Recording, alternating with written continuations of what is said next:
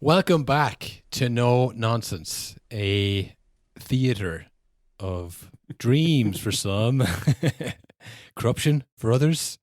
We had AFCON, which very entertaining. Don't get me wrong, a disgrace, an absolute disgrace on all levels. But Yeah, maybe the worst night in the history of the sport. But wow, what a watch! talk about bringing the game into dispute. This reaches new levels, but that was great stuff. You had Manchester Derby. In a way, an unpredictable result, but in another much more predictable way, a result we've seen so many times before. I feel like we should have seen that coming. You know, It's been a while since the interim bounce, but they were due one. yeah. And then everyone else. Does anybody want to win this title? Will? Hey, Yeah, it used to be the race for fourth. Remember that? Now no one cares about anything. yeah. I don't know what we blame now. Are people tired? Are people getting injured? Is the season grinding to a halt, and people are just going to crawl over the line? I don't know, but yeah, lots of football happened this weekend. Will lots of results, lots of storylines, lots of drama. And as you said, no more drama than at the AFCON. Now, listen, like most people, I've been watching the AFCON in short form video on my phone. It's the future. It's the future of sport. For anyone who wasn't watching the AFCON Instagram reels today and last night, Senegal were in it against the host Morocco, who, from what I can tell, will have been cheating the entire tournament. Yes. Again, the Instagram reels I've seen. One of the most damning sights you can see for your country or your team, especially your country, is when your team misses the penalty, the crucial penalty, and there's a shot of Gianni Infantino wincing in the crowd, like, oh, fuck. We really promised Morocco they'd win this. Maybe we should just go through the timeline of events. So Senegal score a goal, but it's disallowed because of VAR. No one likes that. No one likes to see in AFCON. Disallowed. No way. But it does happen every single week. So I mean, it's not like it's crazy. It was disallowed. And then Brahim Diaz, Real Madrid star boy, playing for Morocco. He gets, again, one I've seen given, one I've not really seen given that much in a final, I would say. I'd say finals, they kind of tend to swallow their whistle a bit. It's like a bit more, it's going to have to be a kick in the face here, lad. Sorry. He gets kind of pulled over and he doesn't call it, I don't think, but VAR call it. And that's like the clip I've seen of the ref trying to get over to VAR. And there's a sea of people. I thought that was AI. I thought that's a rude AI thing someone's done. It's like the entire Senegal team, and then other people. That's why I was like, that has to be AI. How are those people on the pitch? But they were just like swarming around him, trying to block his view on the TV. I don't know. He sees it. He goes back over, awards the penalty, and Senegal say, "No, that's it. Now we've had enough of this," and they leave the pitch. The coach waved him off, shaking his head, going, "Nope, not happening. We're not doing this, lads. Come on, I'll be back in." It's fucking semi-pro. Tropics off the court. I think it was one of the Senegalese, it might have been the Senegalese goalkeeper, one of the players had to put up an Instagram story while they were just chilling out the back, waiting to go back on. And he just said, "Lol, we're being robbed."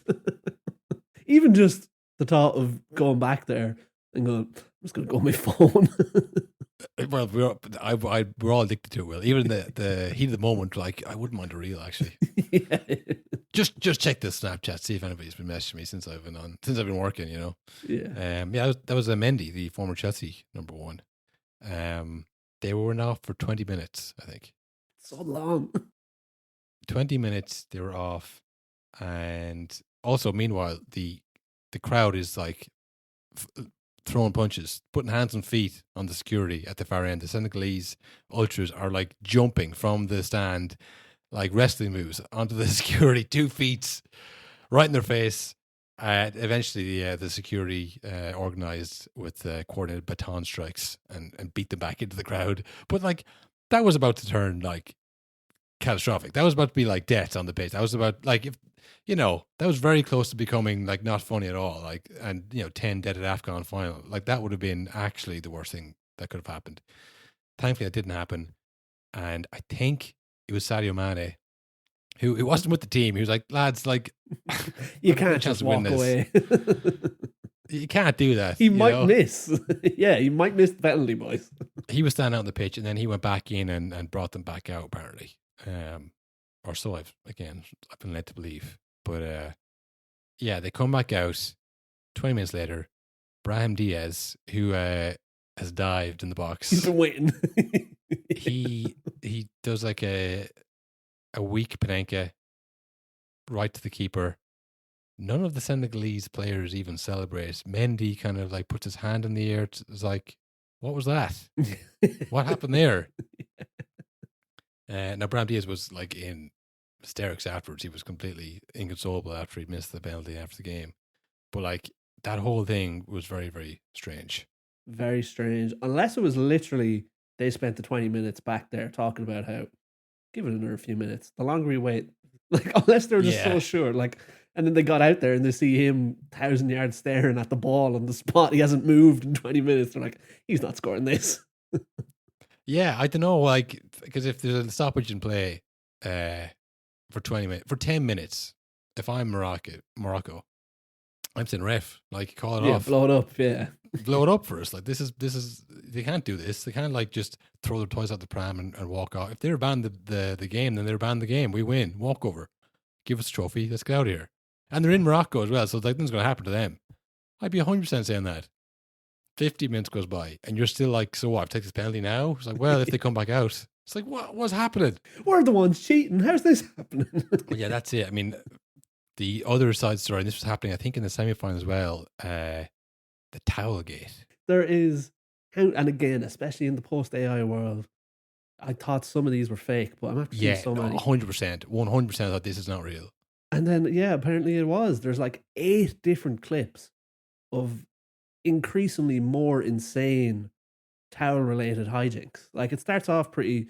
One of them is in one of the mass kind of push-ins and...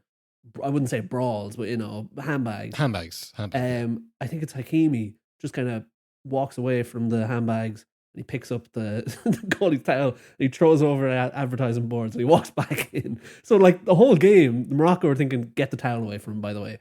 We have our tactics while we're playing and we're taking the towel away. That's the 3-point plan of attack. Yeah, that's it. And then to the point where Senegal decided, right, one of the subs, you're going to go over there and you're going to guard the towel. You're going to hold the towel in your hand and you're going to hand it to Mendy once he needs it. So then Morocco said, well, we're not going to put one lad on you. We're going to put all of our subs on you. All the ball boys. Were they ball boys? They look like subs. They're in boots. So I think it's a mix. There is some clips where there's subs.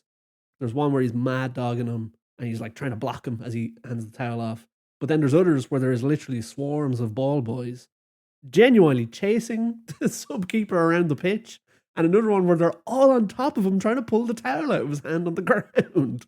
Dragged him on the ground, dragged him off the pitch. Yeah. And then there's like a security official who's like, hey, you give that towel to the people who need it. Yeah. And he's like back his way back up the pitch. I'm like, this is surely the ref could say, okay, everything stop for a second. What the hell are you guys doing? Yeah. You can't be behind the goal like this. Yeah. Ball boys, like you're sent off.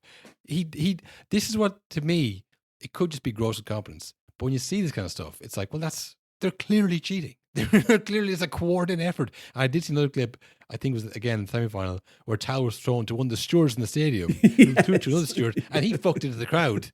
So, like, they're all in it. And I just think, like, it was shameful stuff. Shameful stuff. You wouldn't want to win that way. Like, I know I was just saying, like, I'd happily win in a walkover.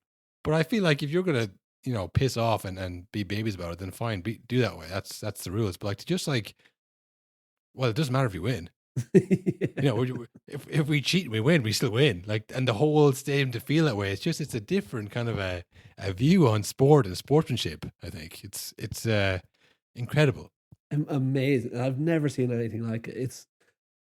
It's in the maddest games you've ever seen. Even the most violent brawls you've seen on YouTube.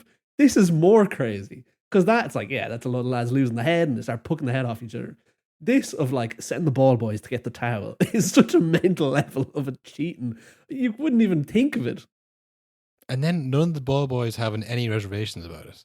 No, there's some of them they're laughing during it because like some of them are quite young as well. So it's literally send the children after the keeper. What's he going to do? Punch them? Yeah, I couldn't make out if it was children or if it was players. I was like, they look a bit old for players. Not they weren't kids. Like they were, they were mature teens. We'll say Yeah, they they're were the, they they're were the under 18s Moroccan team, I would imagine. like if he had swung on one of them, I feel like he would have got his head kicked in. Like I think they would have bet him. Like you know what I mean? They weren't like how many 10-year-olds can you fight at once? It's like these were like 18-year-olds who would have killed you if you had swung on them. So it was crazy. And then Senegal go on, they get the goal, they win 1-0. I thought there might be brawls after that. To be honest, I thought there might be a riot or something. I think do you know what I genuinely think saved the day, kind of? Like it saved it from devolving into something much worse.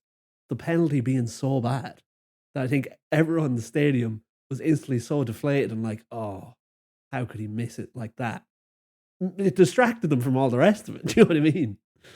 Yeah, there was a very deflating penalty. The Panenka, mad choice after 20 minutes cold, just to like maybe I'll just chip it. But we were saying this a few weeks ago when Troy Parrott missed the Panenka.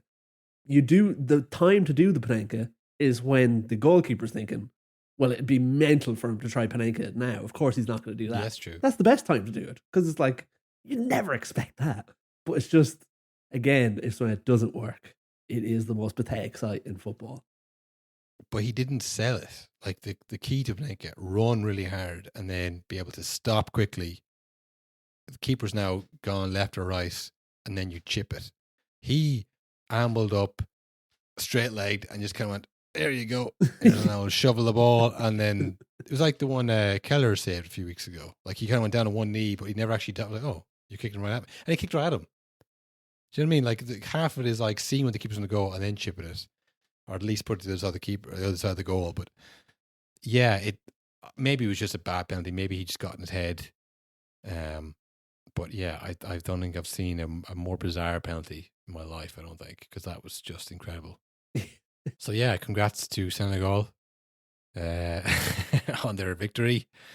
Commiserations to the new bad boys of football, Morocco. Because I did see a lot of other African countries were like, well, whatever happens, I hope Morocco don't win. Yeah. They were really not to support them at all. So again, that leads me to believe that they were pulling this kind of stuff the whole tournament. And I think they were hosting it jointly with Portugal and Argentina in 2036. Oh, really? So we could see that one where they the in between thing. Yeah, I think international relations should be fine by then. So it'll be fine to just kind of make. We're doing well to have a World Cup at all by then. Yeah.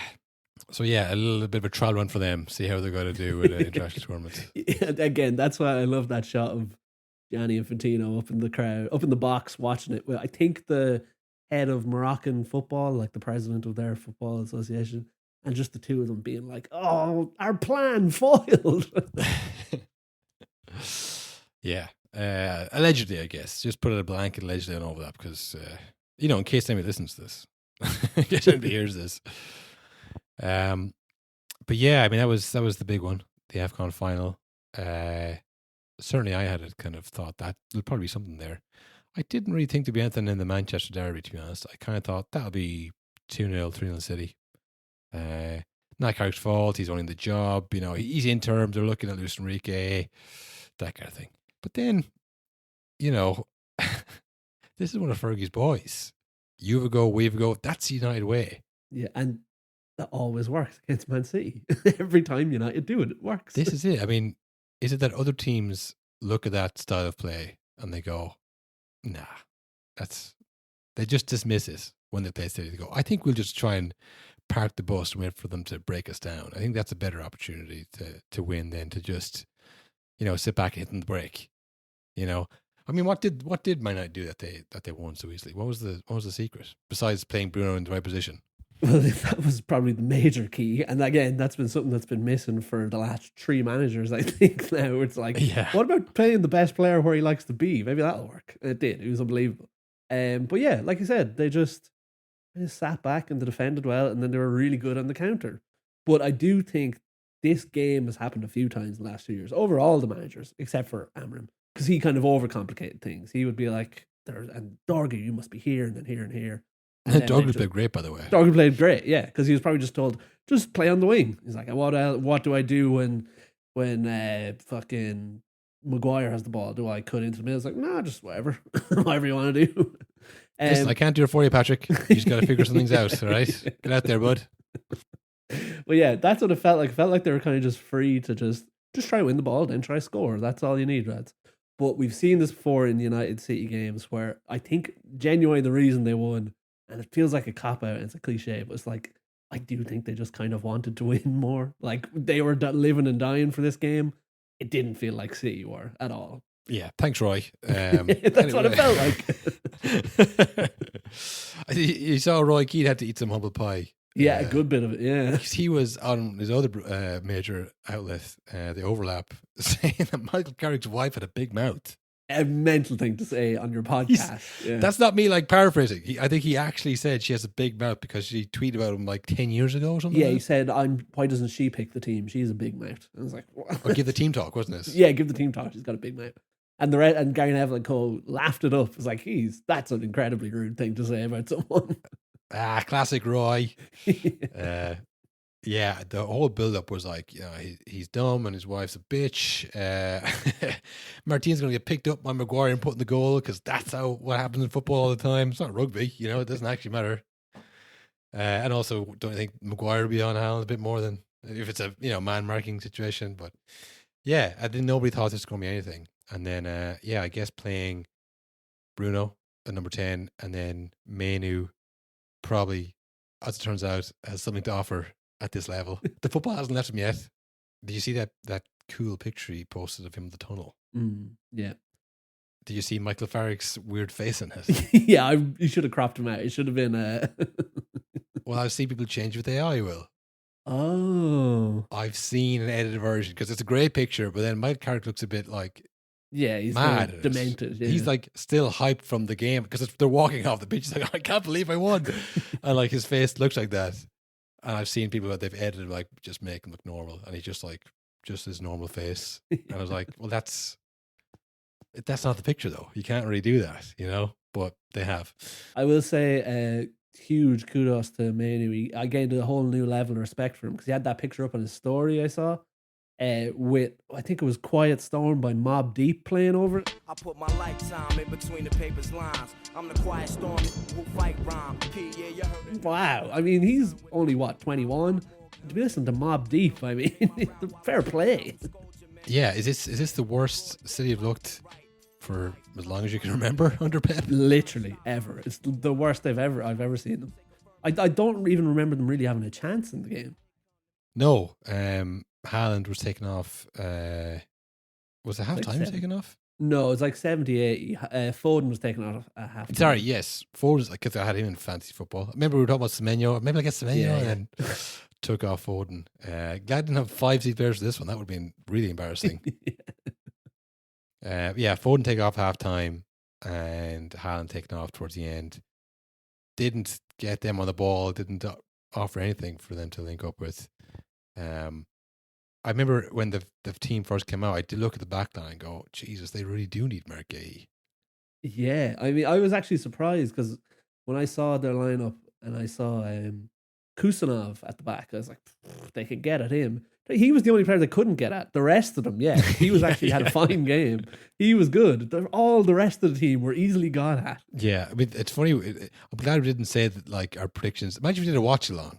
The amount of things we'd be saying wrong at every moment. We'd be proven wrong every 5 minutes. If we were in the box. The box. I did some research on I did some digging on the box, Will. Oh, yeah? Yeah, you remember the first episode was the hashtag LDN, North London Derby? NDL, not LDN. You're too excited. Well, it's done. I don't know if you've watched the box or watched much of the clips. There's a sign that says Finalysis on it. Okay. Finalysis is a company that promotes fans, just like us, Will, as pundits. You see with the YouTubers who have become that naturally. There's a guy now who's done this company to make fans become, and you saw the screenshot of them on Sky Sports, I'm sure. Yeah, the guys in the jerseys, and it's like, oh, game's gone, whatever. Turns out that guy is none other than Michael McIntyre's son. Oh, that's why Michael McIntyre is in the first episode of the box. That's why Michael McIntyre's in the first episode of the box, and his. This feels like you know that Instagram page, what's it called, Blunts for Jesus, where it has like, it goes through the Epstein list and all the connections. I'm not familiar with the page, Will, but yeah, same thing. And I think it's Gary Lineker who's also on it with him. That's why Gary Lineker was also on the first episode. That makes all the sense in the world. Yeah. Also, we were talking about Marie Supreme the other day. I'm sure the Man United fans are loving me just like go off a tangent here, but +5, +5, +5. the love interest in that, Odessa Azayan, the current it girl of the month. Yeah, she popped up out of nowhere. Do you know who her mother is? Ooh, no idea. The voice of Bobby Hill from King of the Hill. Wow. Yeah. Not what I was expecting. No. Kind of like a Bart Simpson situation, voiced by like a woman. That's probably my favorite Nepo baby of all time, I think. Yeah, that's sick. That's great. That's one of the rare occasions where the Nepo, like the child, is probably now more famous, but the parent is still much cooler. I would much rather hang out with the mom. Yeah. So yeah, I don't know. That's what I found out today. That's Carl's interesting corner, I guess. But yeah, Man United, they won. Man City looked terrible. Pep is definitely leaving. He's checked out. He's gone. Yeah. We're not breaking any news, I don't think, anymore. And did you see they're giving Mark Gay $300,000 a week? Yeah. Well, Mark Gay coming in, I think, is probably a Pep player. But when I saw Doku on one side and Semenyo on the other, it's like he usually has one, and usually they're on the bench and they come on to finish the game. But he doesn't usually start with two like proper wingers. Like it's like a memory of a Pep team. Do you know what I mean? You got Rodri, who's not as good. Bernardo's there somewhere. Haaland doesn't really fit in it. Foden is kind of like a Pep player, but like Kusanov and the rest, it's like it's kind of like what you would. There's so many. This is incredibly insulting for a lowly podcast to say, but in terms of the Man Cities, it feels like there's so many nobodies in this team. Well, we always said this, that the thing with the Man City teams was no stars, there was no big personalities. They're all very like, and I guess Pep wanted this way. He didn't want the egos. He wanted to just like people to follow what he did. That's why he fell out with likes of Toure and whoever. Yeah, like it's like if you tried to describe the 13-14 City team, you'd be like, yeah, there was a Spanish guy, big guy. There was a left. Who was left back for them? Like that's like when you're trying to think of the teams, like it doesn't really. It's not the filled out team you remember of like Aguero, De Bruyne, David Silva, company. It's like you knew the spine of that team. Like, and listen, he's had great teams over the last couple of years as well, and again, not necessarily stars, but it just doesn't feel like he's constructing another Avengers. Yeah, it feels like he's kind of checked out. I mean, there was parts of this game. Like we said, we've seen this before where United get up for a game against City and they hit them on the counter a few times and they might win 2 or 3-0. It happens. But there were parts of this game where Man City were being Man City. They were being passed all around. United was pinging the ball. They were getting Olayed. I never in my life seen Man City getting Olayed in Old Trafford. That has never happened. Even when at United's best, whatever that was in the last 10 years. And that might have crossed over with a point where City were on the up. Even still, they were never getting played like off the pitch like this. Do you think Pep has just conquered everything? Like he's won the treble with City, and whatever you might say about this, the wage bill they have, or the money they spent, or the C word, will we ever hear what happened about those charges? Maybe not. It's like a running bit we would do, a bad running bit. Like next week, we'll find out what happened to those 130 million charges that they have. But he did win the treble, and then he won the league again. And it's like, what is actually driving him? And we've said this before as well. He doesn't even come under any pressure. Like this year, like it's like slot out after they won the league. Do you know what I mean? Rightly or wrong, like there's a huge spotlight. There's people in the media. Like people want to find answers. Why isn't Salah playing as well as he has, even though he's 34? Like what's going wrong? Wirtz isn't working well enough, even though he's scoring goals and assists like we said he probably would eventually. But it's like City don't get that. No one's like no one cares. No one's talking about Kusanov and like Gary Neville's not talking about Kusanov. Like they like say Kirk versus Kusanov. Like think of the coverage both them got, like, or the drop off from Jasko Gardiol. I haven't heard his name because he hasn't playing well. It's like no one cares. Like there's no pressure from the fans or from the board. And when you win, it's like, bullshit. So like if you're Pep, like what is driving you on at City anymore? Like I suppose you can only build and rebuild the team so many times before you're just sick of it. But it's just so strange. And it's funny now as well because City now have the reputation, but they're not as good. So they're not winning. But even still, like say in our little group chat today, when Mark Gahey got put in, he's going to City, or when that transfer first popped up, the reaction from a lot of people is like, joke, buying the league again, for fuck's sake. Like, they're not that good. Like, they're buying players because they're not that good. They need him, yeah. It wasn't like they're stockpiled players. Like, he'll definitely go straight into the team. But it's they have the kind of, when you hear the City do anything, it's like you kind of roll their eyes. And if they lose, there's no one even celebrating anyone's faces. It's like, they'll be back. It's not, it's not real, this isn't the end. It's been years now. And that's why everyone wants City to win the league when someone who you actually care about might win it, because it's like, well, that'll just like, null it because no one's going to care and we won't have to hear and be talking about it on a podcast. Like there's not enough City players without jobs to do podcasts about. I heard there's a clip from Iker Casillas' podcast, which that's right, folks. They have podcasts in other languages as well. We got into it at the worst time possible, didn't we? There was all of the footballers started a podcast a week after us. No, you needed to do a podcast pre-COVID. After that, it was game over because everyone had the same idea. It's like, hey, maybe I should start a podcast. Maybe I'm funny and interesting. Yeah, spoiler alert. But yeah, I think it was last year PK had this thing. He was going to rant about nil-nils and he hates nil-nils. It's like people pay 70, 80, 90 euro to watch games and no one scores a goal. No one should get any points for nil-nils. That's what you're saying. Like in the NBA, they do overtime. There's no draws. So this has got picked up after, I think, to be honest, Arsenal's nil-nil. And they've drawn 2 games in a row now. So people are like, okay, they're inching towards the title. We have to stop them. So like they're pulling up like podcast quotes from a year ago that just never happened with City. It was like, all right, that's fine, they can win the league and we can just chalk it off as nonsense and it doesn't count. So yeah, I just don't know if they can continue on like this with these charges hanging over them and with, I mean, like, because I feel like Chelsea, it happened pretty quickly because there was a lot of history before that. But like, yeah, the Gianfrancos all at Chelsea, they're kind of like a top 6 team, we'll say, they hadn't won the league in a while, but I mean, it was like, yeah, it's still a good team. And they got promoted to this upper echelon. And then like within 10 years, it was like, fans of Chelsea. Yeah, I support Chelsea. But, and they've had like what, 3 transfer bans Chelsea have? Oh yeah, it felt like the whole time. They bent the rules as much as anyone else, if not more. But like City just have this kind of soulless persona of like, and if Pep was to go and Maresca was to come in, it'd be like, Jesus Christ. Oh, you know what I mean? Yeah. I mean, it would feel like, and Maresca's good. I quite like Maresca, and he's a good personality too. But it would feel like a huge step backwards. Yeah, like Pep Guardiola has been the face of that club for years and years. And players come and go, I guess. But like managers, if you can have them for like, was it 2018? He came in, so almost 10 years, the guts of a decade.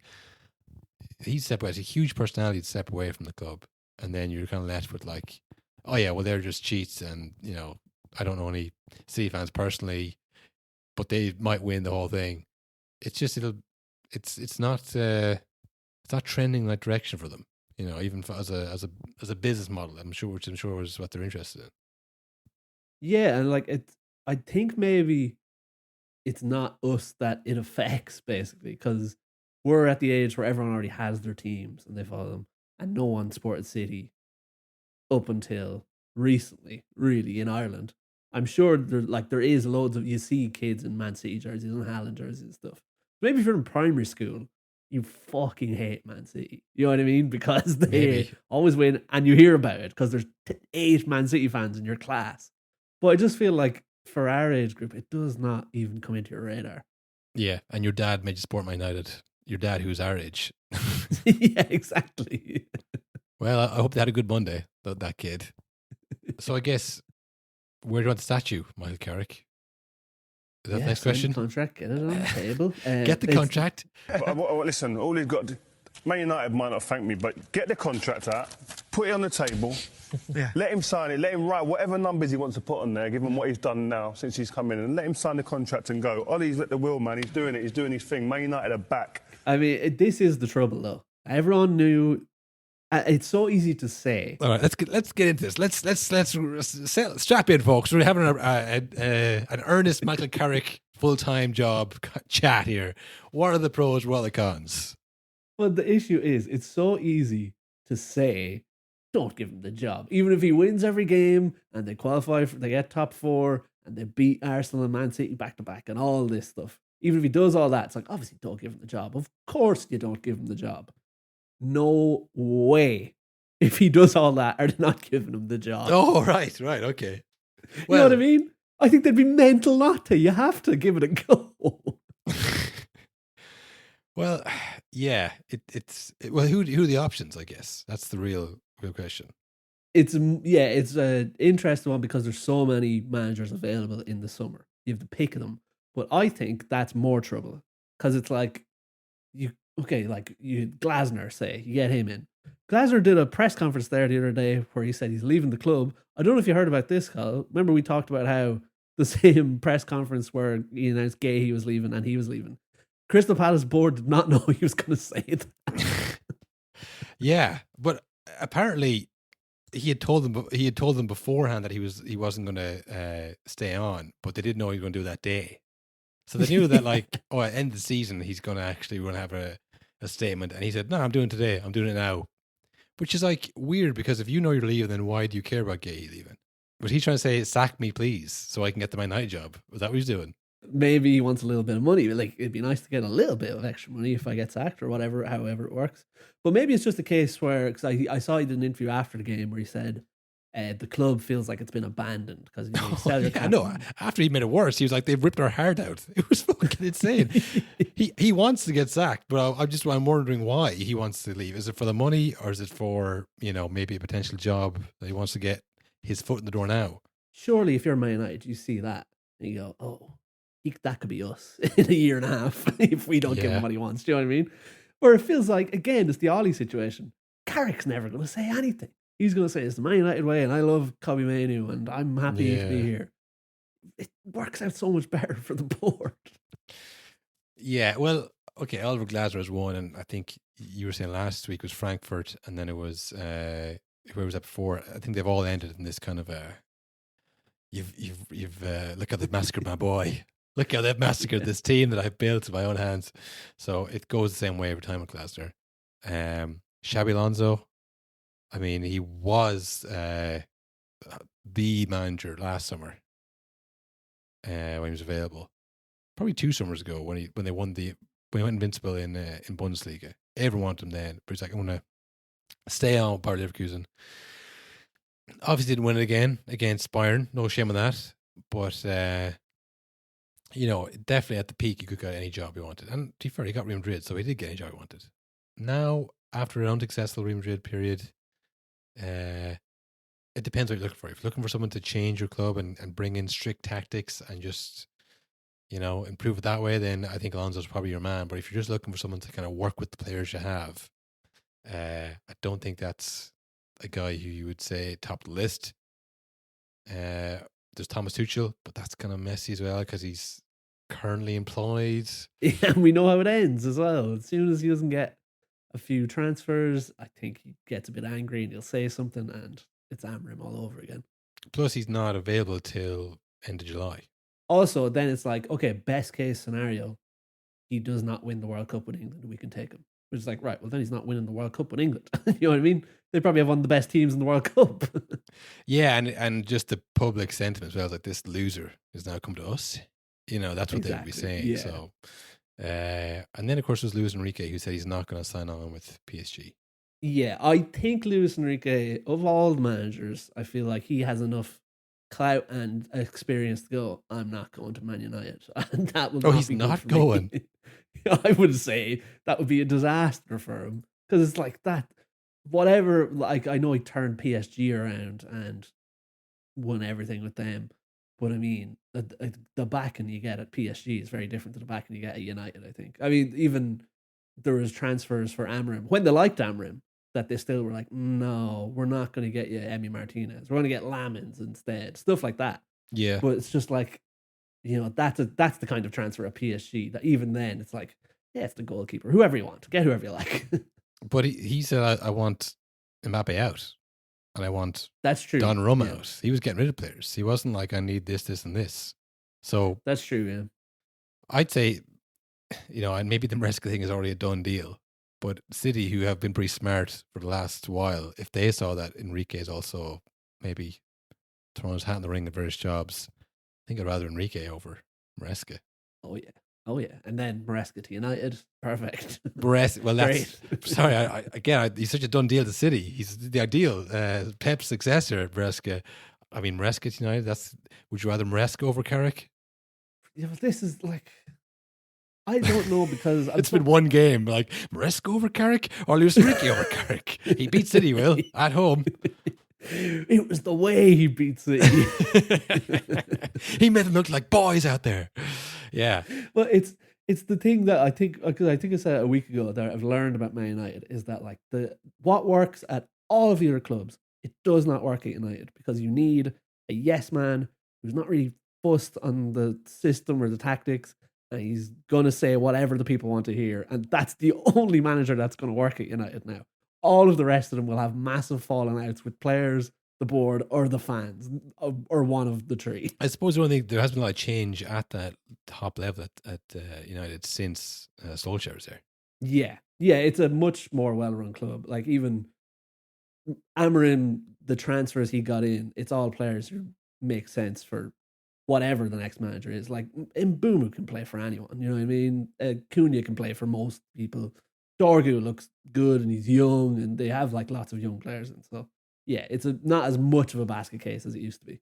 Yeah, it didn't sign Cavani and Ronaldo at like 35 and again didn't sign Emi Martinez, who is like must be in his mid-30s, would have been on massive wages, would have probably instantly started declining the second he arrived. Yeah, well, there is definitely that kind of balance between like buying young players with the thoughts of selling them on. Which that was Liverpool's fucking policy there for a while, not extending people's contract past 30. And I, seeing the Mo Salah situation, maybe they were. It's a good system. It was a good system, but yeah, there can be room to buy someone who can give you a good season in that. But I mean, yeah, I mean, look, I just think that Carrick, okay, everyone kind of points to his. It wasn't a failure at Middlesbrough. He just didn't get promoted with them. I mean... He was good, and then he wasn't. Like every manager at every club. Do you think Luis Enrique would have got Middlesbrough promoted? Yeah. Who's to say? Great question. Yeah. It's a whole different world. Like, I think the older you get, the more you realize, like, there's so many variables. It doesn't even really matter. Like, all the managers who've won the championship come up and then, got sent back down, and then you never see them again. It's like, well, they must have been better managers than Carrick, I guess. Because they got promoted. Like, it's not really a fair, like, it's not a one-to-one metric. If you didn't win the championship, that means you're not even good enough for the Premier League because you didn't win the one below. Because, like, you're just the manager. You know what I mean? It's like, it's the coach. The coach, the manager, whatever your role is. So, yeah, look, I think I'm not talking about Carrick right now. I'm saying, if he wins every single possible game from now on, then you look at him and go, okay, right, he's obviously worth something. But I think it will be like, but so when you look back on the Solskjaer thing, it was like he kind of had one style of play as well. It was like, sit back, give them the break. But if they give you the ball, there wasn't much kind of ability to break it down. So if he shows some kind of tactical kind of flexibility that he can do both, then it's like, all right, maybe. How long has it been since there's been a manager at Man United? I think this has been the real downfall in the last decade plus. I don't think they've had a manager who knows two different tactics in all that time. Well, Ten Hag tried one tactic and then switched back to another one. I mean, that's not going to work. Yeah, he was happy to switch when it suited him. I just don't think he could find one that. Or he tried to switch back. That was the end. He didn't know one that suited the players, I guess. But yeah, I mean, it's early days. It's a great win for them, but yeah. I just think maybe Solskjaer has fucked it for him. but I don't think it's the exact same thing. I think it might be a little bit like. Also, Solskjaer was like 90s United, like real fucking. He scored the goal in the Champions League. Yeah, final. he scored the goal that started the whole fucking myth, really. Because anyway, lots of teams before that had won league. Arsenal won leagues, and Liverpool successful. But like the Champions League last winter, that was the myth of United starting. It's like, oh, they never give up. They always got to go. Will they score? They always score. But Carrick was like, he had a whole career before that. He came to United at his peak. So he wasn't like, he didn't grow up with like Fergie telling them, only wear black boots on my pitch, son. He was a different kind of a guy. He played under Ferguson, but he's not like, he didn't ask Ferguson before this to like, no, can I take definitely the job, not. Yeah, probably doesn't have his number. No, I wouldn't say he'd be sitting in the stands with Ferguson. Even though I think was it Vidic who was sitting beside the stands with him? Who I would have said was, yeah, I think so. It's a different player every week now. It was Scholes and Butt the week before. So maybe he will be sitting in the stands with him if he doesn't get this job. But he just doesn't strike me as the same kind of like Gary Neville kind of deluded. This is who we are. Even the fact he managed Middlesbrough, like a lot of the ex-Man United players, that is below them. There's a reason loads of them didn't go into management, and some of them did. They do one club and then they maybe give it up. But like, not many of them were willing to slug it out in the Championship. Yeah, it's Carrick and Wayne Rooney. They love it. Yeah, they just like football. Wayne Rooney loves managing anybody. Anybody will take him. He'll be there. But yeah, I don't know. I think he probably won't get the job unless I think he would have to win every single game, like every single you have to one. go. Like, It no would need exceptions. to be this again and again and again. It'll be probably a fair test of Carrick. Well, not even a fair test, but a harder test will be this weekend's game of Arsenal away. Because whatever about first game in Old Trafford, that is a bit of a cauldron, and then it's against City. But like Arsenal away, they could absolutely demolish United. Yeah, well, with the way they've been playing, they ground themselves to a 0-0 with safe the knowledge that everyone else had lost or drawn.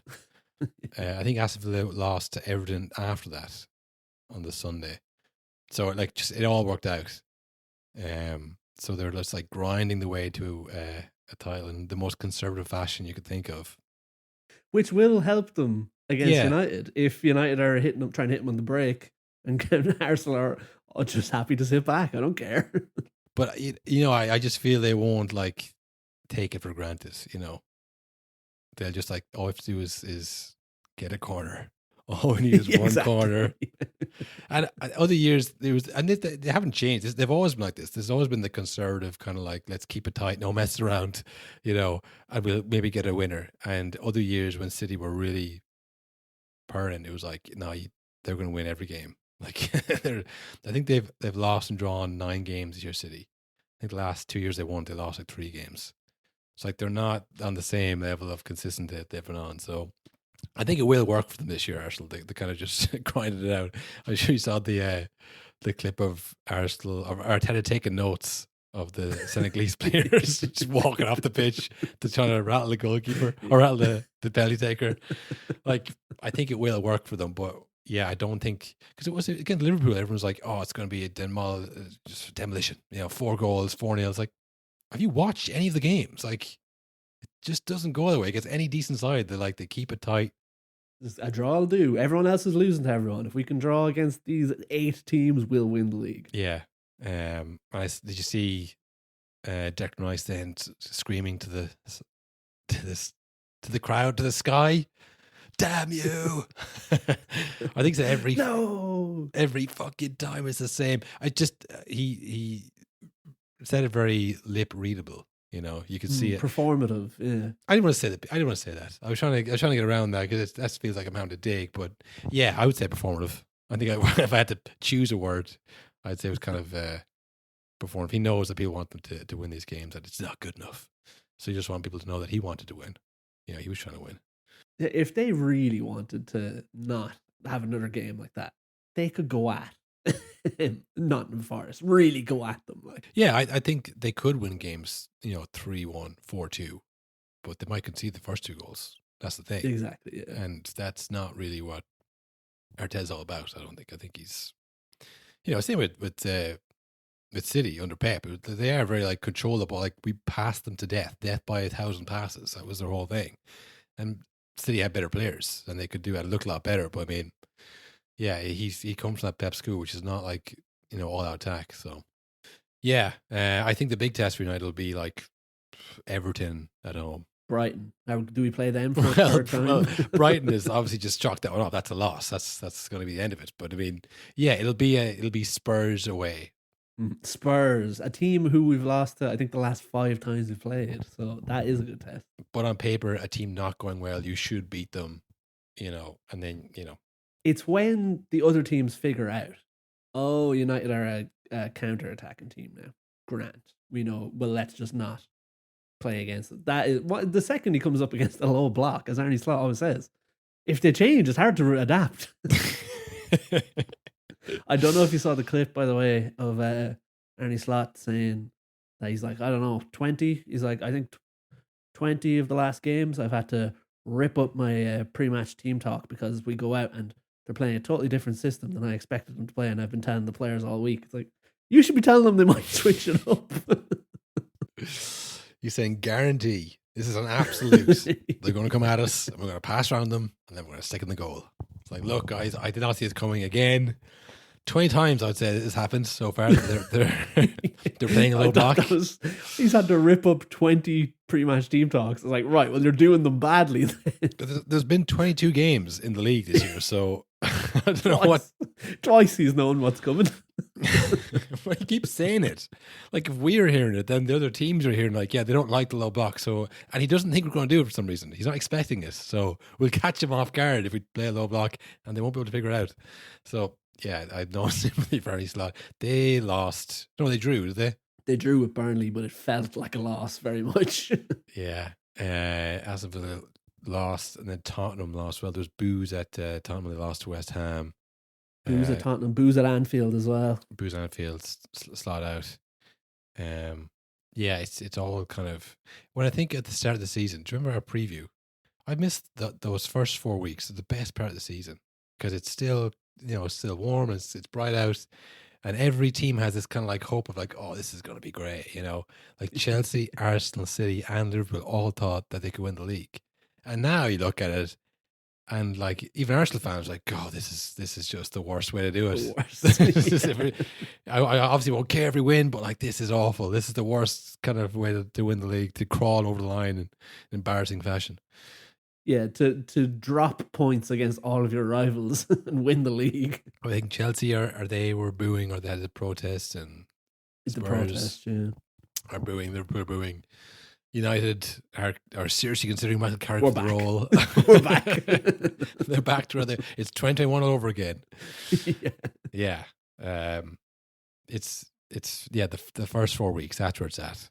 Beyond that, I think next year I'm just gonna maybe watch the first 4 weeks. Watch the first 4. Watch the last day. Call it. Yeah, maybe some Champions League nights if I'm not busy. But other than that, it's just, and World Cups, of course. I think we have 65 days. I think till the. To Prague. It is rapidly approaching, and unfortunately at the same time the world is rapidly approaching international incident. I know, yeah. The closer we get to, by the time Trump is declaring war on the EU any day now.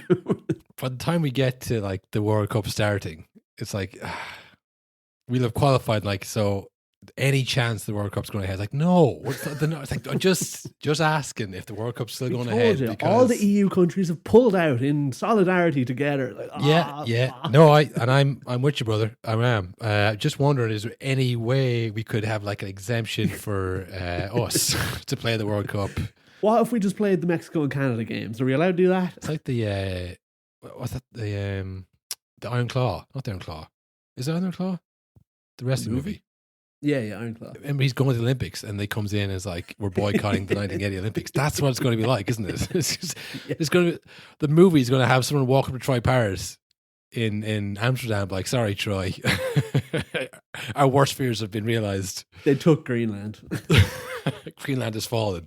And like, if we're not allowed to go to the World Cup because of the war, the new World War, and the World War has started because of, I don't know if you saw today, Trump saying that, well, Norway didn't give me the peace prize, so maybe I don't care about peace anymore. Yeah, I saw Norway come out saying we have nothing to do with that. We don't like pick the prize. It's a panel. It's independent of the country Norway. Yeah. Speaking of booed, actually, he got booed at the NBA London game. Did you see that? I'm not surprised. There's a great clip during the. I'll see if I can find the clip. But if I don't find the clip, they're singing the national anthem, and it's like a brief pause in it, and then someone roars out, "Leave Greenland alone!" And then the whole crowd starts chiming in and booing Trump. It was. It's really getting to that kind of historic scenes. I think that we're like, oh, this is when it was really kicking off here. Like in the history books, well, they say it's already started. Yeah. I don't know if you saw the clip of him as well, where someone shouts at him, calling him a pedo protector, and he sticks his middle finger up at him. You can see him going, "Fuck you!" Like the president of the United States is screaming "fuck you" to people. To like a factory worker, I'm pretty sure. Yeah. He was in a factory. The heart and soul of America. America's heartland. Fuck you, man. Yeah, I just I feel it's not looking by good. the summer the World Cup might be the least interesting thing that's happening, which is crazy to think about, but yeah, could be. I think we have Champions League midweek. I think Arsenal play Inter, and I think Liverpool will be welcoming back Salah from the AFCON. That's another little extra thing they can look forward to. He'll be in great form, I'm sure. Yeah. So that's midweek. We got Champions League midweek. That is available to all ultras. You want to become an ultra? You got to sign up on Patreon. www.patreon.com/no nonsense pod. $4.50 a month. All our extra content, bonus eps, whatever else happens midweek, we cover on the bonus pod on a Thursday usually. So Thomas get on Frank's that. probably getting sacked any day now, I'd imagine. Yeah, Thomas the Frank engine. He's the little engine that couldn't, and he'll be gone. How about that? The titles write themselves. Little preview for you, Yeah, that's what you can sign up for, folks. That's the extra stuff that you're going to get on the bonus episode. So, yeah, if not, give us a 5-star rating on Spotify and follow the pod and click all the buttons. But yeah, all that helps. If not one of those things, that's fine. We'll see you next week. We'll do more Premier League action, I suppose. And Man United Arsenal, the immovable object versus the unstoppable force. Arsenal versus Michael Carrick. Like it writes itself, folks. It built itself. So have a great week, and we'll see you then. Good luck. No, honestly, that is nonsense. Nonsense. All nonsense. They say many garbage things. You don't know what you're going to get.